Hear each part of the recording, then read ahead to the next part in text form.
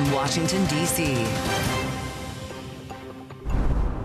From Bloomberg's Washington, D.C. studios to our TV and radio audiences worldwide, welcome to a special Sunday edition of Balance of Power. Alongside Kaylee Lyons, I'm Joe Matthew. We begin with breaking news out of the Middle East. The president vowing to continue operations in Iran and says more U.S. casualties are likely. 3 American service members have been killed in action, 5 others seriously wounded. President Trump reportedly open to talks with Iran's interim leadership, but is also suggesting the fighting could continue for the next 4 weeks. Tehran, meantime, vowing retaliation for the death of its supreme leader. Tanker shipments in the Strait of Hormuz, the artery for a fifth of the world's oil supply, effectively coming to a halt. At least 3 ships have been attacked. Crude is set to spike when U.S. futures begin trading 1 hour from now, and the dollar already surging as investors look for safe haven. And on Capitol Hill, Congress preparing for a showdown, with votes expected this week on a War Powers resolution. Balance of Power has all the angles covered tonight. President Trump releasing a video on his social media platform just before we came to air. Here's what he had to say about the current state of affairs.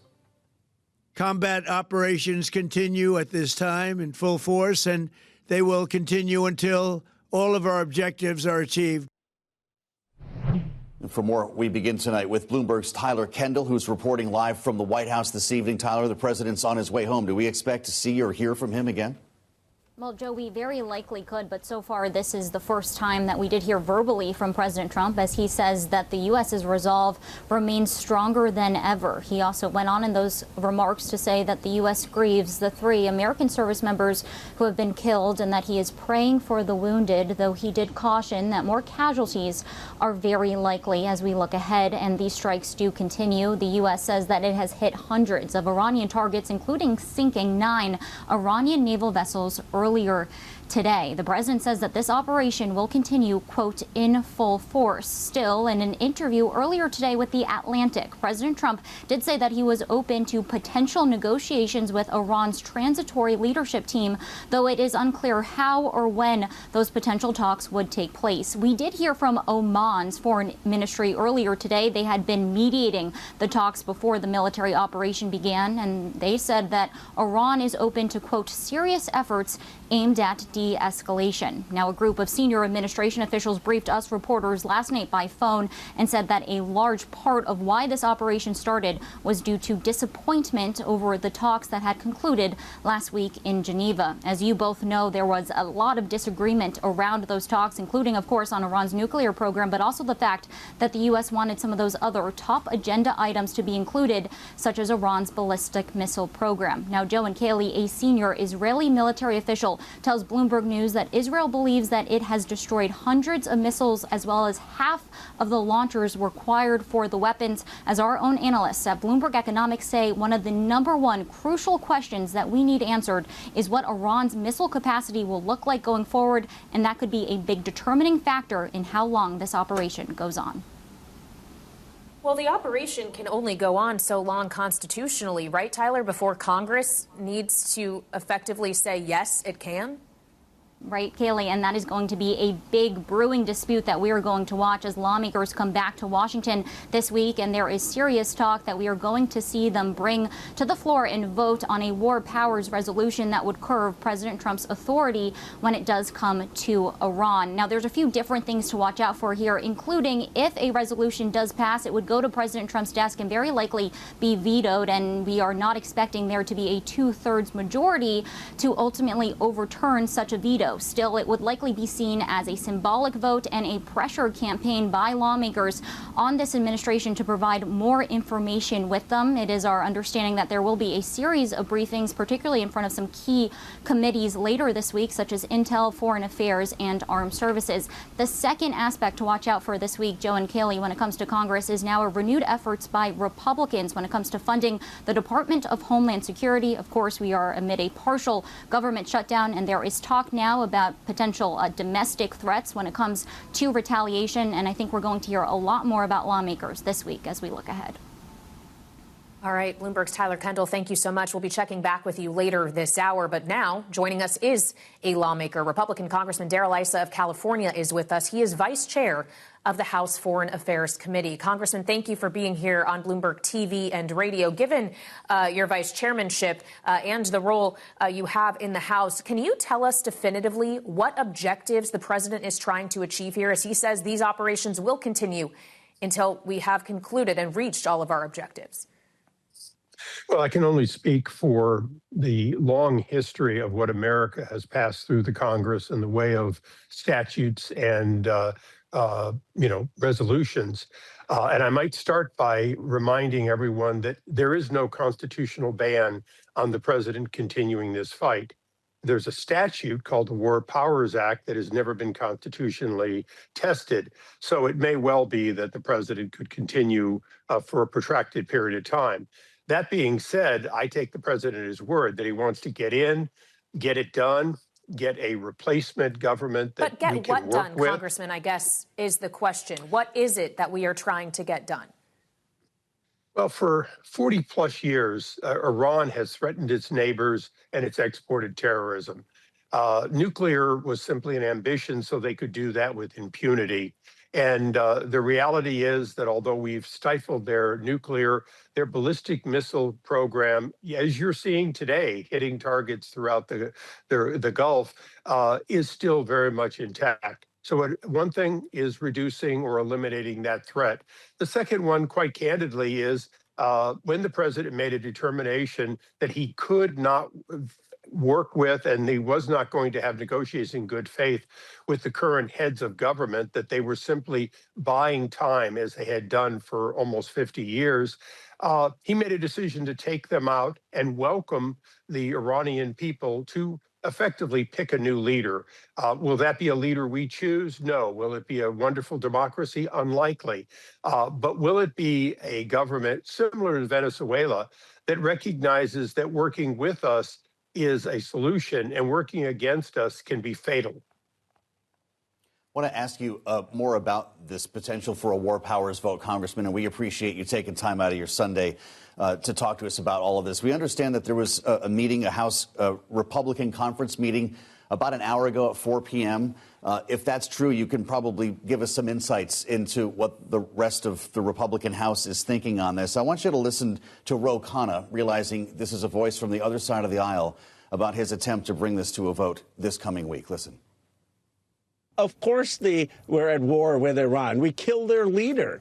We have over 100 of our fighter jets bombing them. The point of this resolution is to say we do not want another war in the Middle East, or at least Congress should opine on that, should vote on that. And if you're not voting for this war powers resolution, you basically have Lindsey Graham's view, which is that the president gets to decide wars. I think we know the answer to this, Congressman, but are you a no vote on a war powers resolution? And how many Republicans in the conference think like you? Well, look, the president knows very well, as does the speaker, that we only have a one-seat majority. So you only need a handful of Republicans to say that they're not going to vote no, or they are going to vote yes on. It's not a war powers resolution, by the way. The Democrats are putting out a war powers stopping, a you may not go resolution.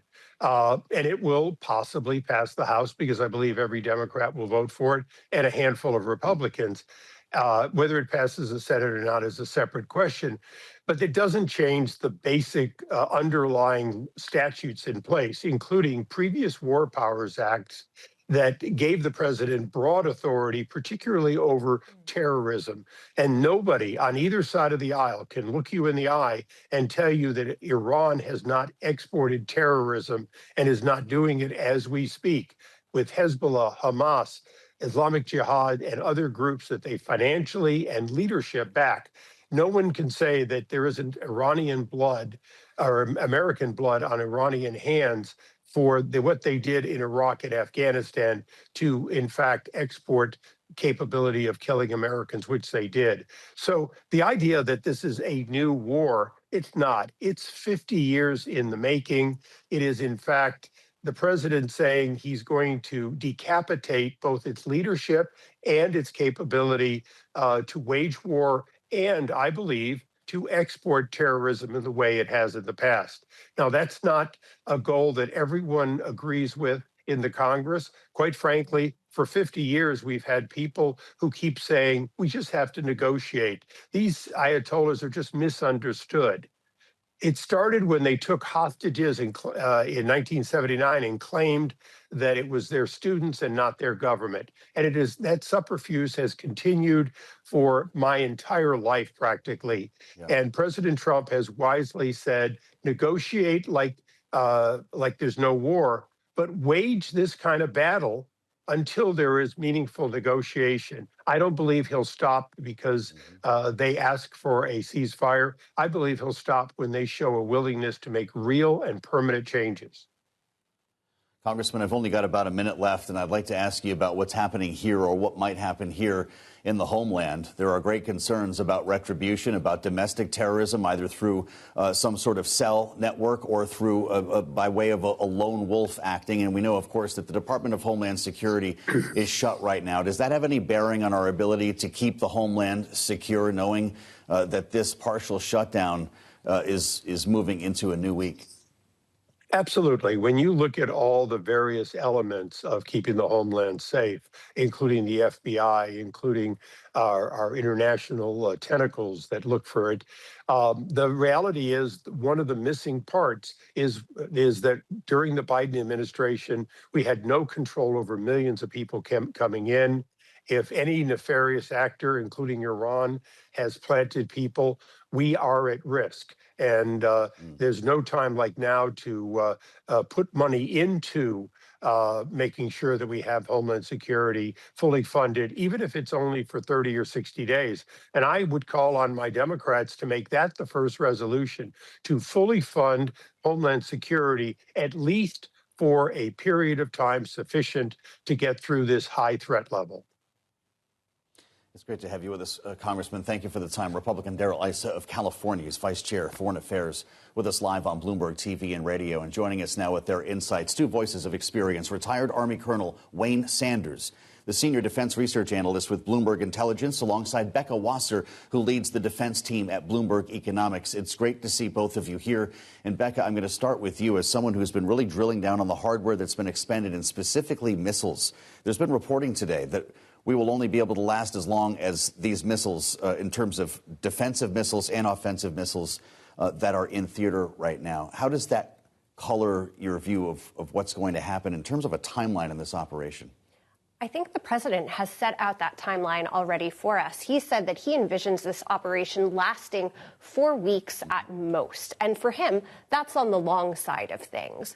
But I think what you're pointing to is the fact that there are very precious few air defense missiles in the region that are being used in great demand because of all of the Iranian short-range missiles that have been thrown at U.S. bases in the Gulf, as well as the drones that are coming through, including those Shahed drones that are akin to the ones that we've seen on the battlefield in Ukraine that Russia has used. So at the end of the day, there's only so many air defense interceptors, but that also really depends on the missile depth that Iran has as well. And there are some open questions with that. But also for offensive weapons, the U.S. has plenty in its arsenal. It's just whether they are all allocated to U.S. Central Command, which is in charge of this operation in the Middle East, or whether they might need to be pulled from elsewhere, like the Indo-Pacific. Well, and so when we think about, Wayne, what our offensive weaponry is targeting, President Trump has declared today that we have sunk 9 Iranian naval ships, and he wants to continue until their navy is wiped out. What is the significance of going for Iran's naval assets in addition to all of our targets on land? Yeah, I think one of the biggest things, if you look at the Iranian Revolutionary Guard Corps, the IRGC Navy, a lot of the things that they're focused on right now is they want to be able to cause chaos in the Straits of Hormuz, which is an area, obviously 20% of oil going through that region. They want to make sure that they can do something specific in there. So the fact that President Trump and U.S. Central Command was able to start going after those naval vessels actually starts to interdict their ability for mining operations or any type of strategic targets against some of the shipping vessels, commercial shipping vessels, or any of the Navy vessels that we have in the area as well. How long, Colonel, until the Iranians, if not already, are defenseless from the air? Yeah, they're becoming very close, right? I think the report was around 100 or so of. So Becca mentioned the missiles, but more important than that is even just the launchers. What can actually get the launchers into the air or get the missiles into the air?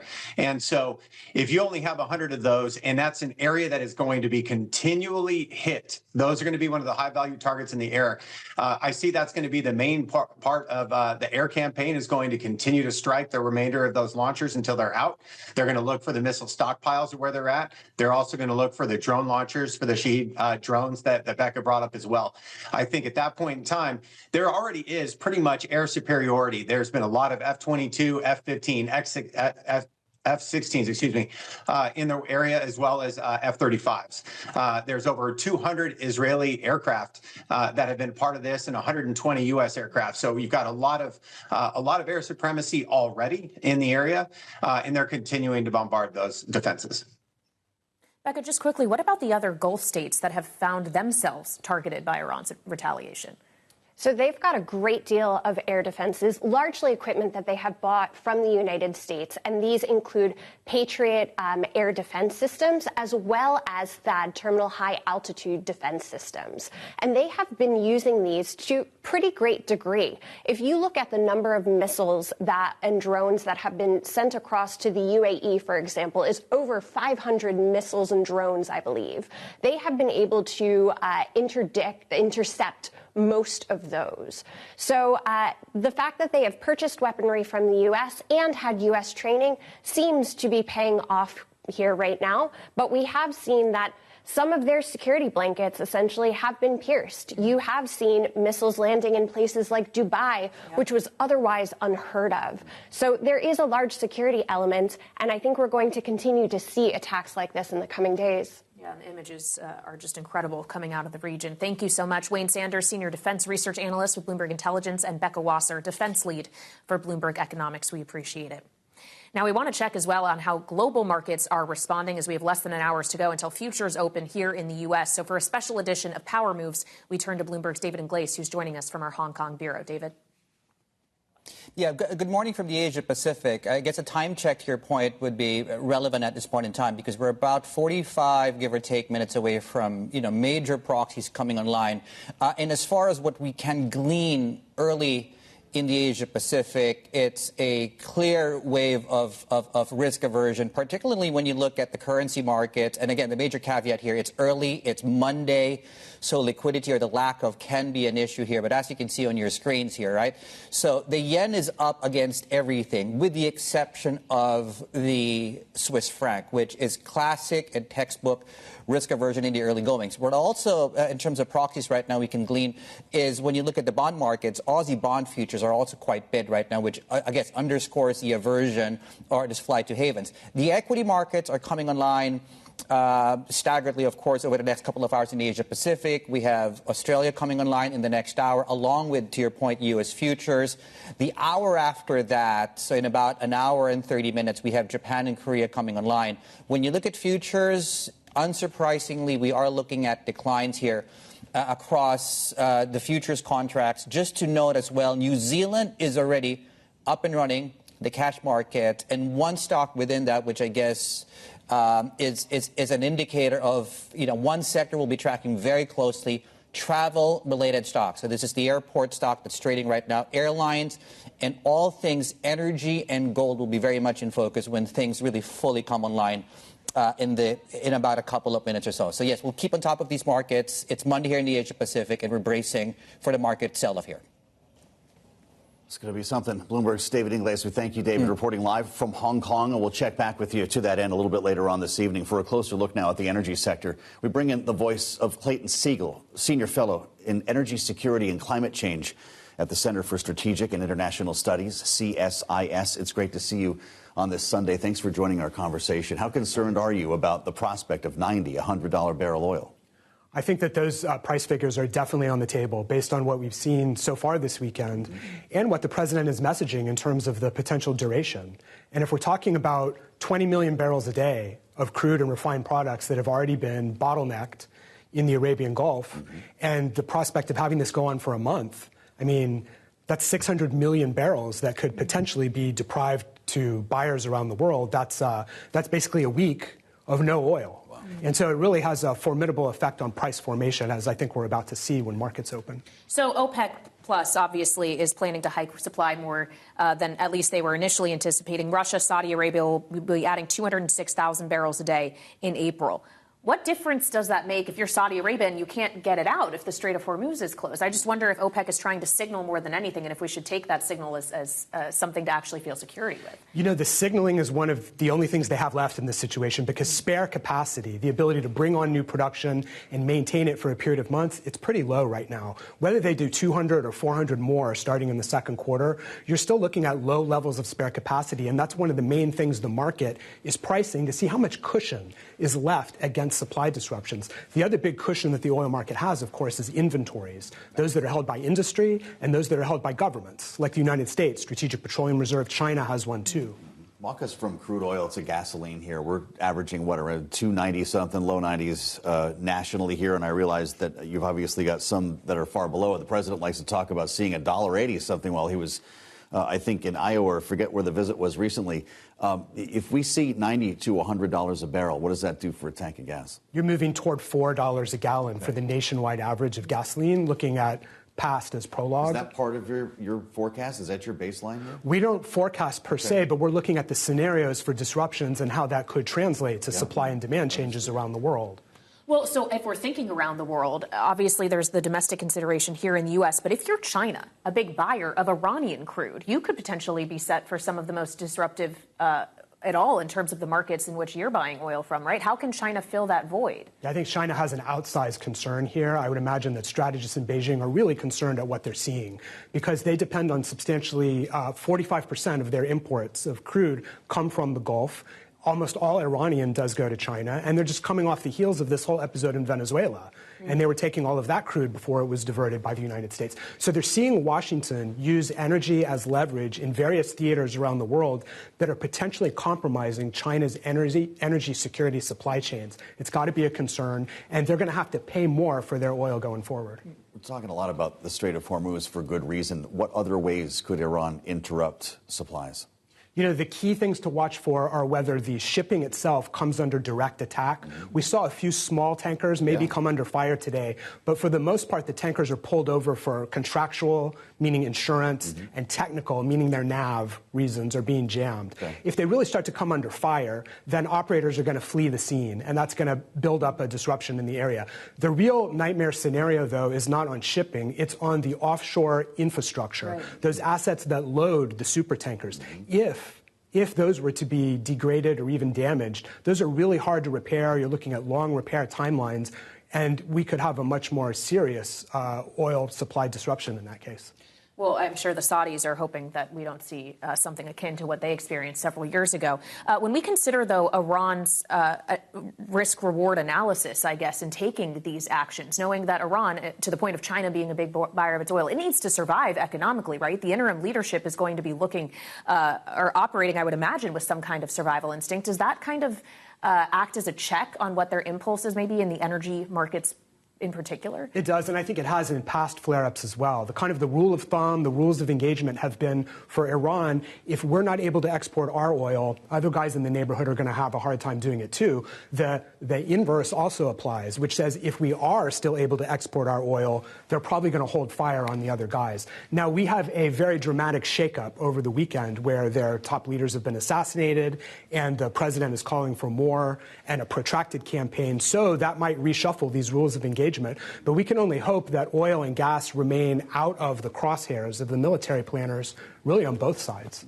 All right, Clayton, great to have you here. We so appreciate it. Clayton Siegel is Senior Fellow at the Center for Strategic and International Studies. Thank you so much. And we want to take a closer look now at the military operations in Iran and the wider region and bring in Rebecca Grant, Vice President of Defense Programs at the Lexington Institute. Rebecca, welcome back to Bloomberg TV and radio. We have heard from President Trump this afternoon that the combat operations will continue until the U.S.'s objectives are met. The president has suggested in other interviews, including to the Daily Mail, that he thinks this could be something ongoing for the next 4 weeks.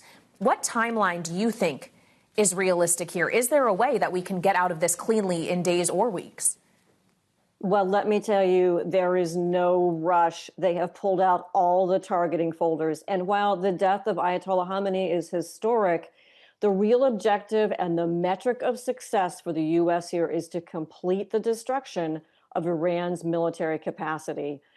Now, every time we see the Iranians out shooting missiles, operating drones, that actually expands the target list. So while there were probably 3 days fully briefed and planned for the initial strikes, what's going on now is Admiral Cooper at Central Command and Chairman of the Joint Chiefs of Staff, General Dan Kane, and others are looking at the BDA, the bomb damage assessment. They're evaluating restrikes, and they are going to take the time they need. At the same time, our U.S. forces are on the offense. They're also obviously playing defense against a much more 24/7 expanded missile war than we've seen before. Really interesting. Dr. Grant, I'm curious your thoughts on what comes next here from a number of standpoints, including the point to which Iranian defenses will be totally depleted. We heard from the former Secretary of Defense, Mark Esper, who suggested that that could be imminent. Is that a goal in itself? And does that suggest that there maybe was no need for a second aircraft carrier? Oh, no, they definitely needed the second aircraft carrier there so they can have the power along that arc. And remember, those carrier air wings have to do a kind of a 24/7 drone cap. And we need all those fighter assets to do that. As far as the airspace, hey, obviously, U.S. and Israeli aircraft can get in there anytime. So that is an open airspace in terms of attack planning. It is never going to be 100% safe. And every aircrew coming back is going to debrief on what they call Sapphire, any surface-to-air missile fires, anything they think they saw, any electronic indications they picked up. That's going to continue. But basically, that airspace is open for targeting. And the fact that some of this began in daylight really confirms that. So this means, you know, the B-2 bombers are back in action. They've hit some hardened ballistic missile facilities. I wouldn't be surprised to learn of additional B-2 strikes. They're going to take their time and unwind every piece of military hardware in Iran. And frankly, that's what they need to do. That's what this campaign is about. What about Iran's nuclear program? Obviously, the president has contended it was entirely obliterated in the U.S. attack last June. He said they were trying to reconstitute that program, which is what in part inspired this action from the U.S. now. But Rebecca, do we know that that actually can be entirely eliminated? The midnight hammer strikes in June did eliminate Iran's ability to process at that higher level and to create an actual weapon. Now, what didn't happen, there are about 972 pounds of highly enriched uranium. This was a big deal during the negotiations. Iran refused to give it up, ship it out of the country, have the inspectors come in, anything like that. When you've got highly enriched uranium sitting around, you can always make a crude or dirty bomb. But basically, the B-2s did their job last summer. The ability to make a warhead mated to a delivery system was completely obliterated. What's going on now is continued destruction of any of the additional test sites. You know, Midnight Hammer took out the really critical objectives. This is just going to clean up everything else. The ballistic missile sites, as you all have been talking about, are spread all over the country. It's a sprawling target set. It's very technical, and this is the moment. You know, President Trump has correctly seized the moment. And frankly, Iran's revenge attacks on Gulf state civilians, strikes directed against our U.S. servicemen, really show you why this missile capability has got to be eliminated. Just lastly, Dr. Grant, is there anything left of Iran's Air Force? Have they been able to put anything in the air, or could they still?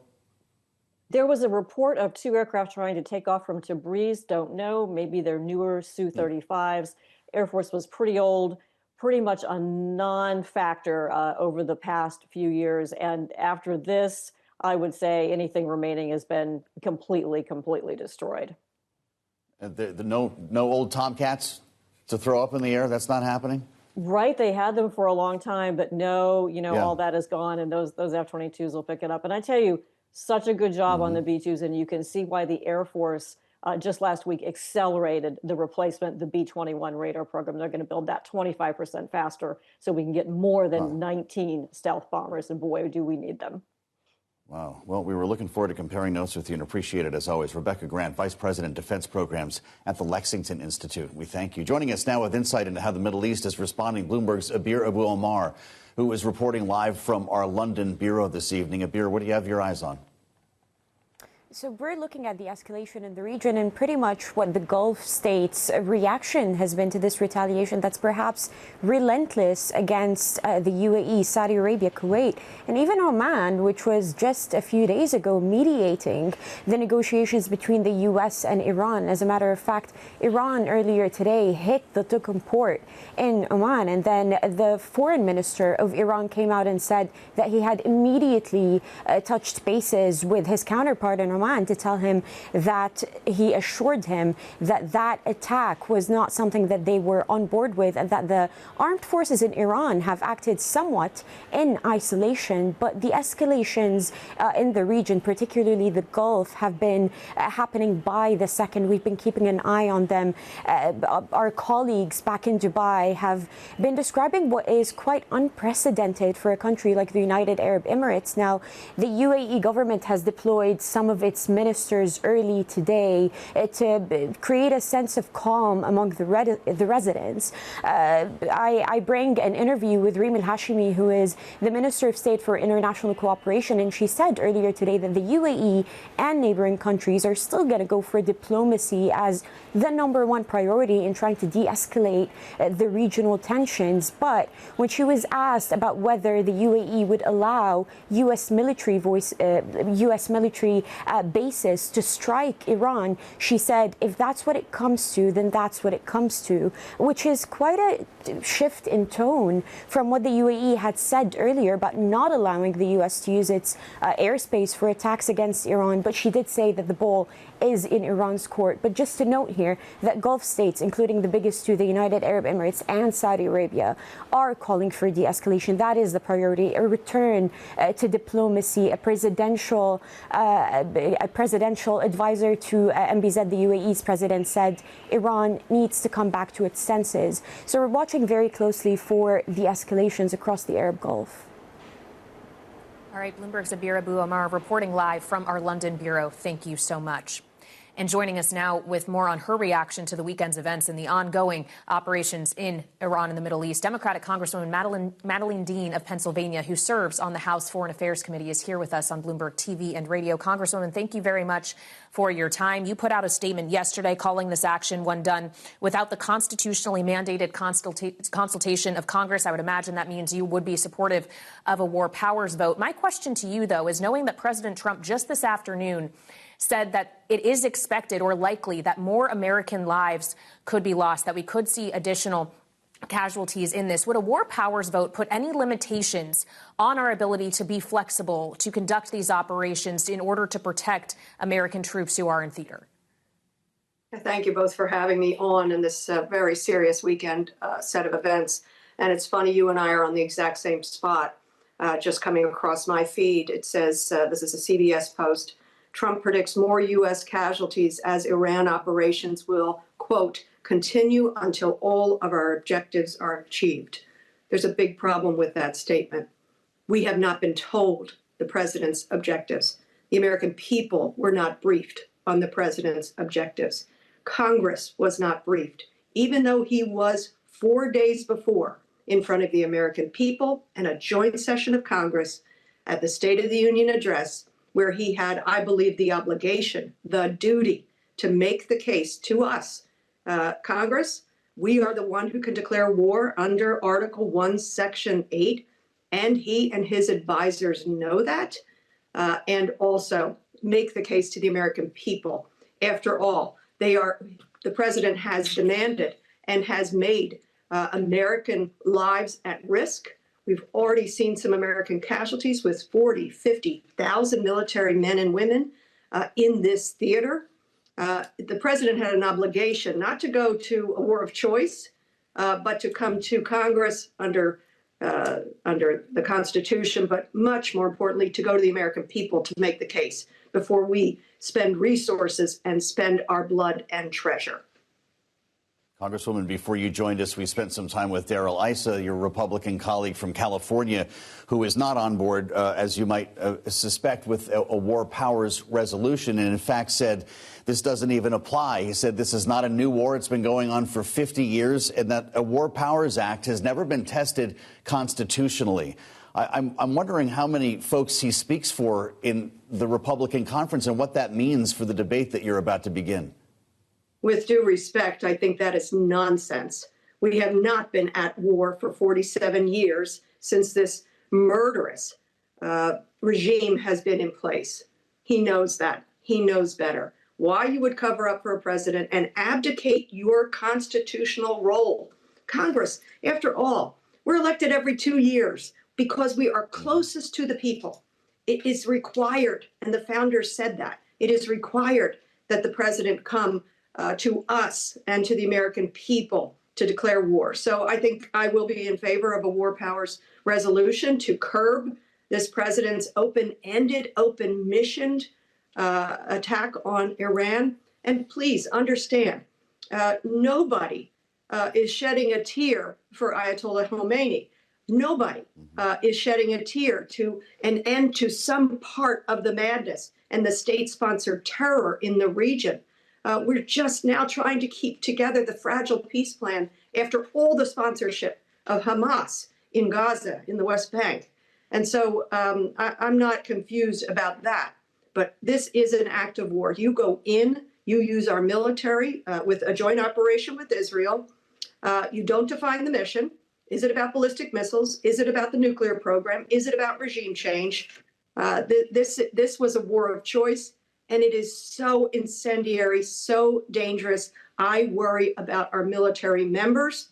I worry about civilians. We've already seen loss of life in Israel. I was just in Israel 2 weeks ago, in Jerusalem and in places right there. This is an extremely dangerous move by the president and his acolytes. And Congress needed to be briefed. I think maybe you've seen we're going to get a joint classified briefing Tuesday. A little late, but we'll take it. But the founders knew what they were doing when they said the power to declare war should not be in one man. Well, when we consider Iran and the one man, well, many men who've been taken out, but the supreme leader, of course, is taken out, who was the head of what you described as a murderous regime. So as you talk about how dangerous this moment is now, is the world not safer because he is dead?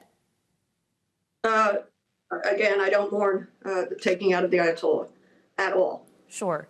I don't know in balance that we are safer because look at our troops in the theater. I think you have maps on your own website showing where our military personnel and equipment is.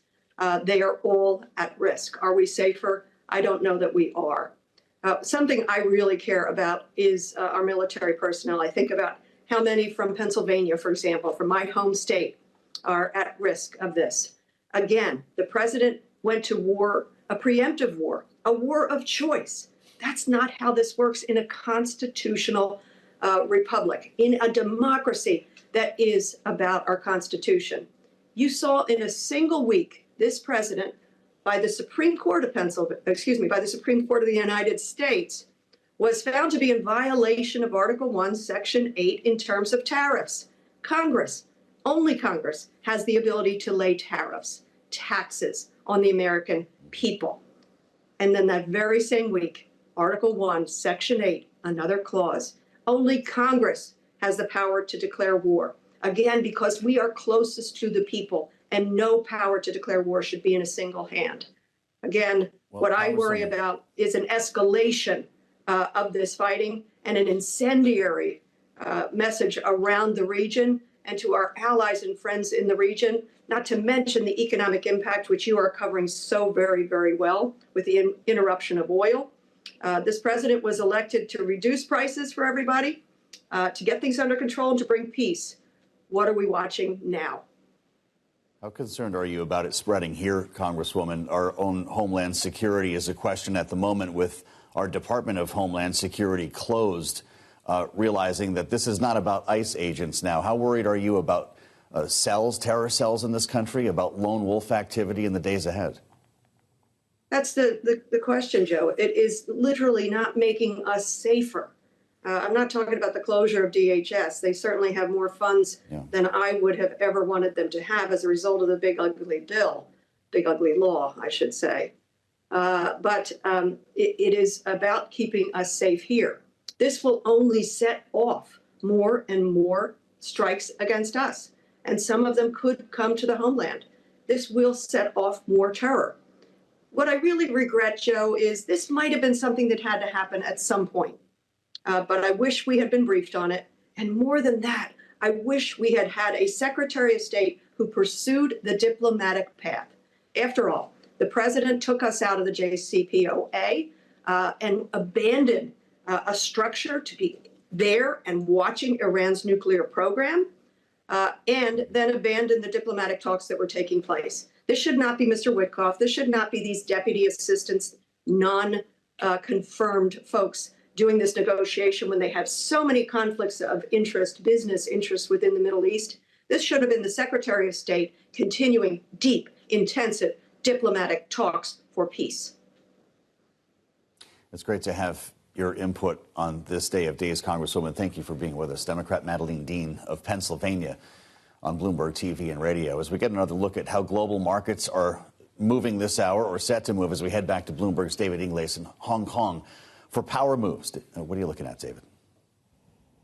Yeah, I mean, we will really get perhaps the best indication of the mood of markets in about 20 minutes when everything from U.S. futures, Treasury futures, Australia cash markets come online. But the early indications are it's not going to be a pretty open as far as risk assets go. The currency markets are the earliest window into appetite right now. And it's clear from this specific cross-asset proxy is, you know, the yen is bid. The Aussie is underperforming substantially. Bond futures in Australia, 3 and 10-year on your screens, are seeing some upside. It's yields down across the board where you do have cash bonds trading right now. So that's Australia and also New Zealand. Speaking of cash markets that are up and running, New Zealand is already up and running. In fact, let's flip the page, please. Have a look at how that market is trading. So we're down over 1% on that early benchmark. Within that, we've been tracking the stock, Auckland Airports, which is, I guess, a proxy of how travel-related stocks in that entire story of travel disruptions across the world. Not to mention, and I'll mention this in a moment, the oil story is actually going to play out as well, right? So Nikkei futures on your screens, that's going to open lower. Sydney, we talked about that. And just a note on oil and gold, which come online in about 17 minutes.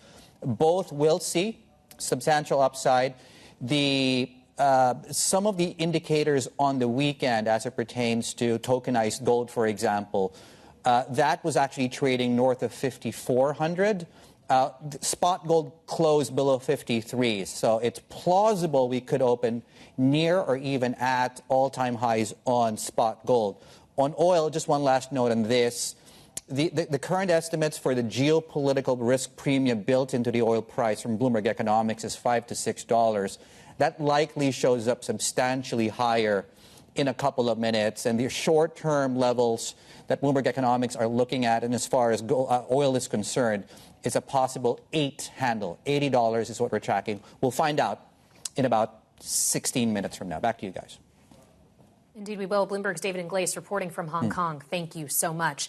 And we want to go back to the White House North Lawn now, where we find Bloomberg's Tyler Kendall reporting for us live. So, Tyler, we know the president is en route back to Washington from Florida. When is our next opportunity for us, for the American people, to hear from him directly?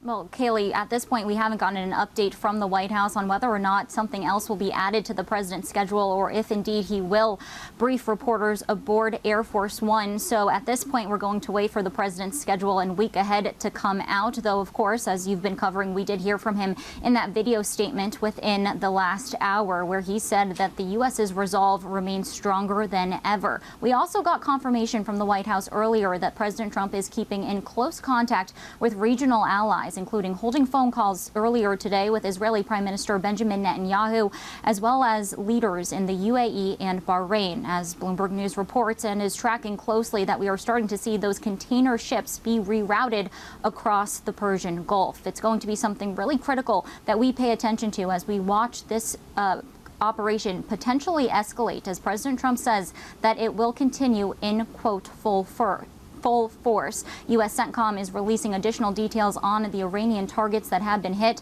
and the Israeli military confirms to Bloomberg News that it believes that it has destroyed nearly half of the ballistic missile launchers that are required for Iran's domestic ballistic missile capacity, which is something that our own analysts at Bloomberg Economics have been watching really closely when it comes to indications on exactly how long this operation could last. Still, Joe and Kayleigh, we did hear from President Trump earlier today in a brief phone interview with The Atlantic, where he said that he would be open to potential negotiations with Iran's interim leadership council, though at this point it is unclear how or when those discussions would take place.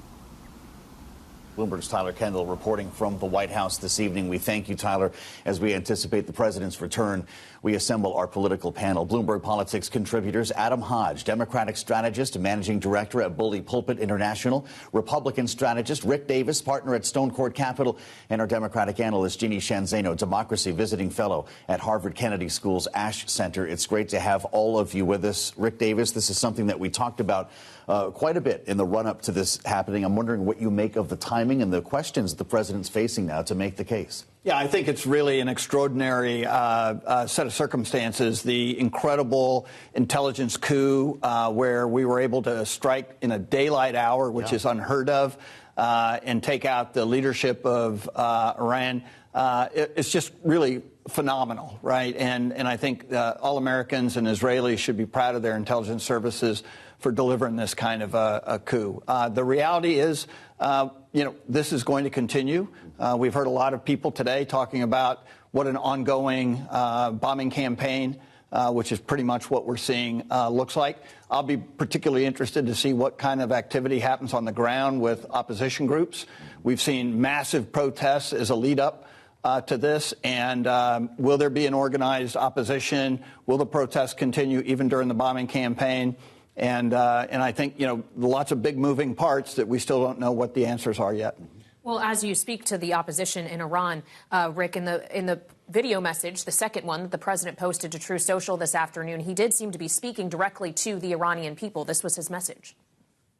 I call upon all Iranian patriots who yearn for freedom to seize this moment, to be brave, be bold, be heroic, and take back your country. America is with you. I made a promise to you, and I fulfilled that promise.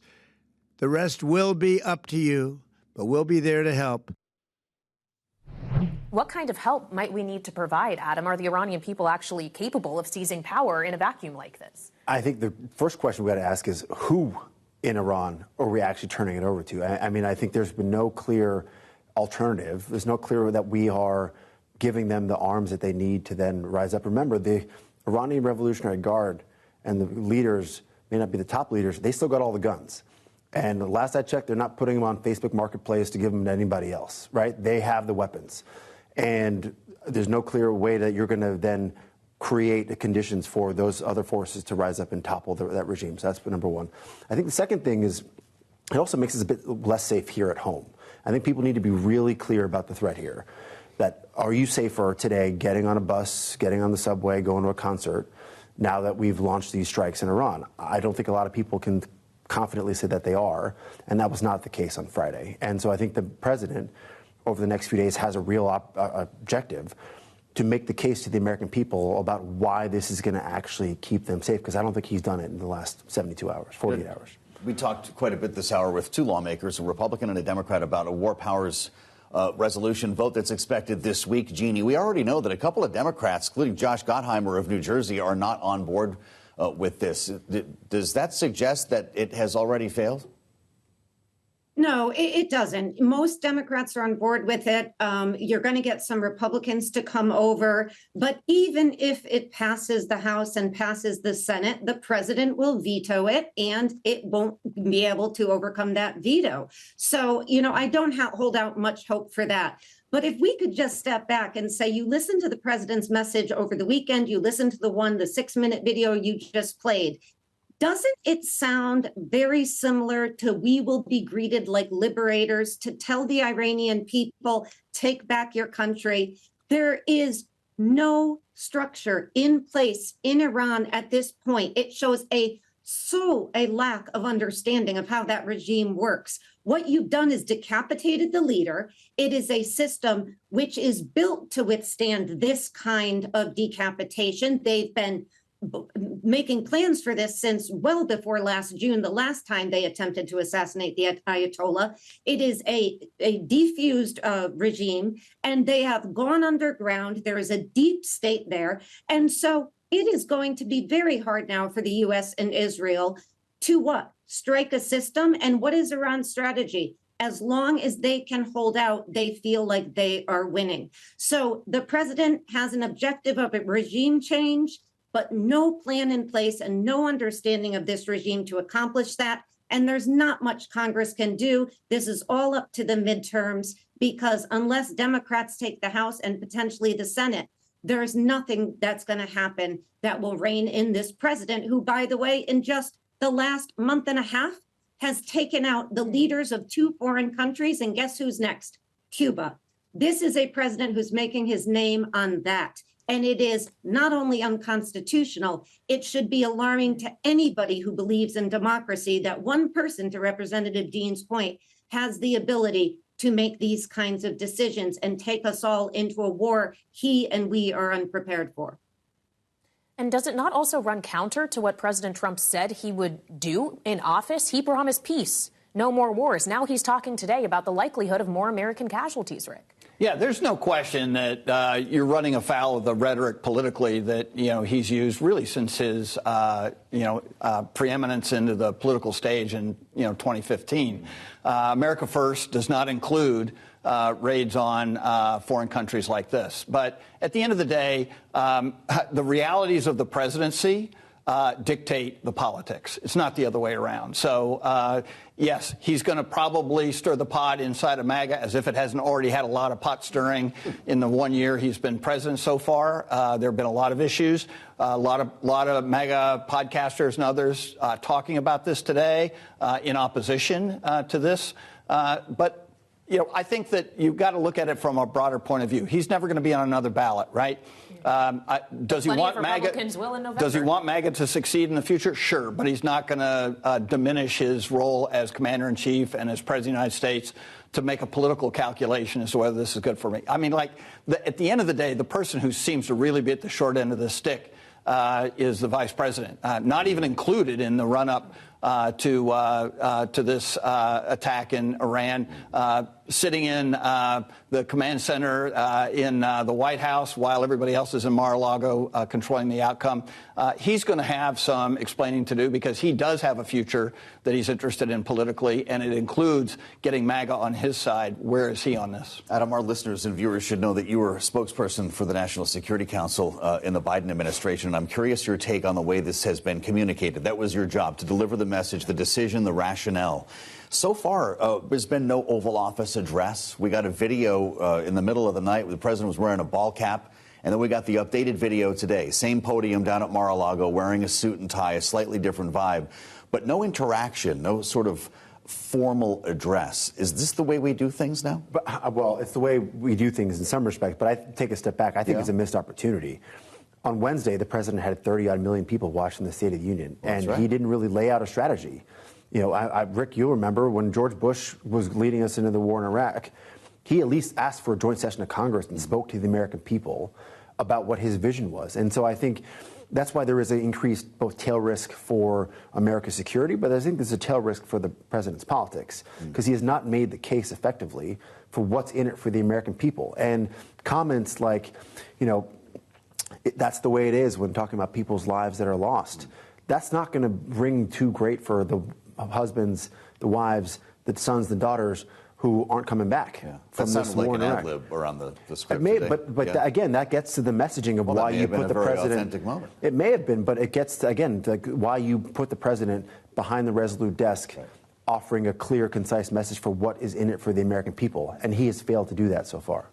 Well, when we consider the American people, Jeannie, a new poll, a snap poll really out from Morning Consult in the aftermath of these strikes was interesting. It found basically the nation is split as to whether or not the strikes were necessary on Iran. But when you start talking about the economic vulnerability that they could create, 63% said they are concerned about gas prices. And when those costs were made explicit, only 18% favor continuing involvement. Ultimately, I know you were talking about how Congress can't act as a check here. Can political and economic reality perhaps provide a check? Yeah, Kayleigh, and I think that is the only check we have left on this president, and his intention to expand executive power is going to come down to public opinion and, to your point, to the markets, because those are the things we've seen him, at least to a certain extent, listen to. And the poll by Morning Consult, while it is a snap poll, those are devastating numbers for the president. And of course, as Rick mentioned, he's not on the ballot. So it's really devastating for Republicans on the ballot. And by the way, voting starts on Tuesday in North Carolina and Texas. And, just to go back for a minute, if the president and the administration really want to change the regime in Iran, you've got to take the people of Iran with you. And yet, what did they do? Not only hasn't he shared with us what the objective is or taken us along, they cut Voice of America. Soft power matters in these things. The people of Iran today, you know what they're watching? They're watching that the United States and Israel bombed school children and killed them. That's all they're seeing, because in their infinite wisdom, Carrie Lake, who's in charge of Voice of America, has decided to destroy that. This is a regime in the United States that has run amok of its own stated purposes. And that's an enormous problem if his real goal is to help the Iranian people and to change that regime. We've only got about a minute left, Rick. Crude oil futures are going to be opening with other futures contracts in just a couple of moments. How big of a story is this going to be if we see what Clayton suggested, the potential for $90, $100 a barrel oil? Yeah, I think it's still very early in this exercise to make predictions as to what the Strait of Hormuz is going to be like a week from now. You still have more attacks that are going to occur both by Iran and by the coalition of the U.S. and Israel. So I think it's still wait and see. I do remember during the Gulf War, we thought, oh, my God, this is going to seize oil programs, and it didn't. So I don't think a prediction today is necessary, because we don't know how this is going to resolve itself. Yep. Markets hate uncertainty. We certainly don't. All right, Rick Davis, Adam Hodge, Jeannie Shanzano, thank you for joining us. Futures open in just a few moments, so stick with coverage right here on Bloomberg.